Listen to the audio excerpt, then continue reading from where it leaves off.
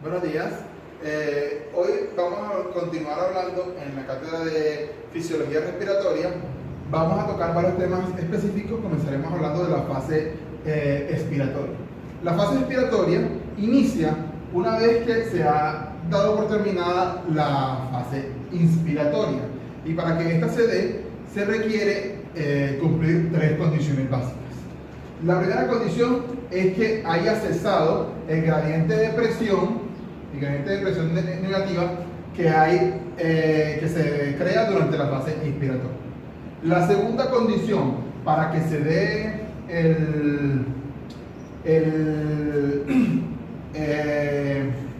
la fase expiratoria es que el volumen dentro del pulmón sea mayor al volumen de reposo. Y la tercera condición para que se pueda dar la fase expiratoria es que los músculos productores de la fase inspiratoria se relajen. En este caso sería el diafragma y los músculos intercostales externos. Debe producirse un gradiente de presión positivo, ¿sí? O supraatmosférica mejor, que promueva el desplazamiento del volumen intrapulmonar hacia la atmósfera, ¿sí? Este se da principalmente por el retroceso elástico intrínseco al pulmón, como ya hemos tratado en temas anteriores. El retroceso elástico propio del pulmón es lo que me genera el gradiente de salida, el gradiente de expulsión. Bueno, muchas gracias. Continuaremos hablando de los músculos de la expiración.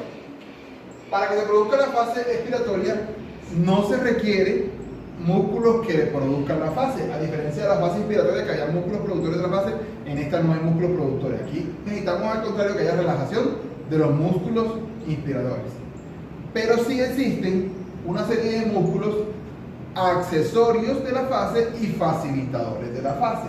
Entre los músculos facilitadores de la fase tenemos los músculos intercostales internos, y entre los músculos accesorios de la fase tenemos los músculos abdominales, como el recto anterior, como el oblicuo y los transversos, y tenemos los músculos paraesternales. Modificaciones del retorno venoso durante el ciclo respiratorio. Hay que recordar que en el momento de la inspiración se produce un aumento de la presión negativa a nivel intratorácico. ¿Qué quiere decir esto? Que el pulmón se ve afectado por esta presión negativa, pero los grandes vasos y el corazón, que también son intratorácicos, también se van a ver afectados por esto. Por ende, la disminución de la presión va a hacer que disminuya la presión a nivel de la aurícula derecha, y lo que va a conllevar a un aumento del retorno venoso hacia esta. Por consiguiente, va a aumentar el retorno, el bombeo de la aurícula, va a aumentar la precarga del ventrículo derecho y el bombeo del ventrículo derecho hacia la circulación pulmonar por el mismo efecto. Todo esto va a tener una repercusión a nivel circulatoria, gracias al aumento a la disminución de la presión durante la inspiración. Y durante la expiración, el aumento de la presión va a hacer que haya un mayor aumento a nivel de la presión transmural del corazón, con un mayor bombeo y aumento de la presión periférica. Pero se puede decir que si aumentamos la frecuencia respiratoria, vamos a tener un aumento neto del retorno venoso. Compresión dinámica. La compresión dinámica es la fuerza de colapso de la vía aérea impuesta por el rebote elástico del pulmón. ¿Qué quiere decir esto?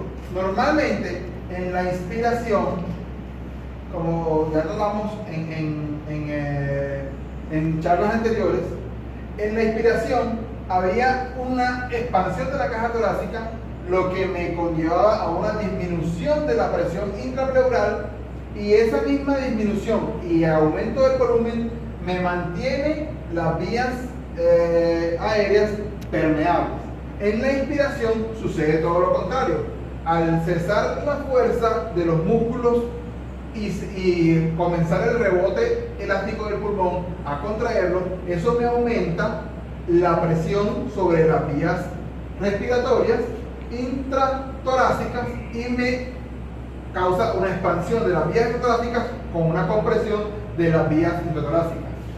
Cuando encontramos ese aumento de la presión que se vuelve supraatmosférica, va aumentando en todo el torrente, en toda la vía, hay un punto en el cual se va a equilibrar la presión, y es otro tema que se llama igualdad de presiones, que lo vamos a tocar más adelante. Esa presión que me contrae la vía aérea es la que me va a causar que se cierre. Normalmente, en condiciones normales, con un paciente o una persona sana, esa fuerza de colapso no me logra cerrar las vías respiratorias, porque la elasticidad del pulmón no logra vencer la resistencia de la vía aérea. Pero en pacientes que tienen alteraciones o patologías, o incluso en la expiración forzada, donde los volúmenes pulmonares se vuelven muy pequeños, eso me aumenta las resistencias de las vías respiratorias, lo cual me hace que haya tendencia al colapso y al atrapamiento de aire. Continuando por el punto de iguales presiones.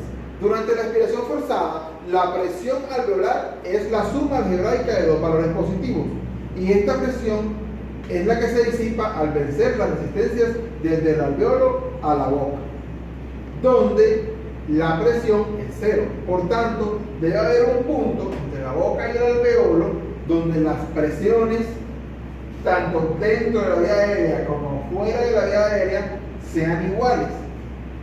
La presión dentro del alveolo en la respiración siempre será mayor que la presión en la boca, que va a ser atmosférica, porque esta va a ser, en la expiración va a ser supraatmosférica, esta va a ser la presión atmosférica normal, que vamos a tomar de referencia. En ese punto de la vía, donde las presiones que hay fuera de la vía y dentro de la vía es igual, va a ocurrir un evento de máximo cierre de la vía, o puede llegar hasta el colapso. Y eso es lo que se llama el punto de igualdad de presiones. El volumen de cierre explica la cantidad de volumen que queda en el alveolo o en el pulmón al momento en que se comienza a cerrar la primera parte de la vía aérea, ¿sí? Cuando hablamos del punto de iguales presiones, mencionamos que es el lugar donde, al equilibrarse las presiones, se obstruye la vía aérea. Entre más cercano sea ese cierre al alveolo, mayor va a ser el volumen de cierre que va a quedar residual en el alveolo al momento de cerrarse. Eso sucede en las personas que tienen alteraciones en los cartílagos, o alteraciones pulmonares como los pacientes ebóticos, que hace que su volumen de cierre sea mucho mayor, ¿sí? Los pacientes que tienen volumen de cierre menores son los pacientes sanos, los cuales el punto de iguales presiones va a estar más cercano a la boca. Entonces, el volumen de cierre va a ser la diferencia que hay de volumen entre la primera porción de la vía aérea que se cierra, que por lo general son las bases pulmonares, y el volumen residual.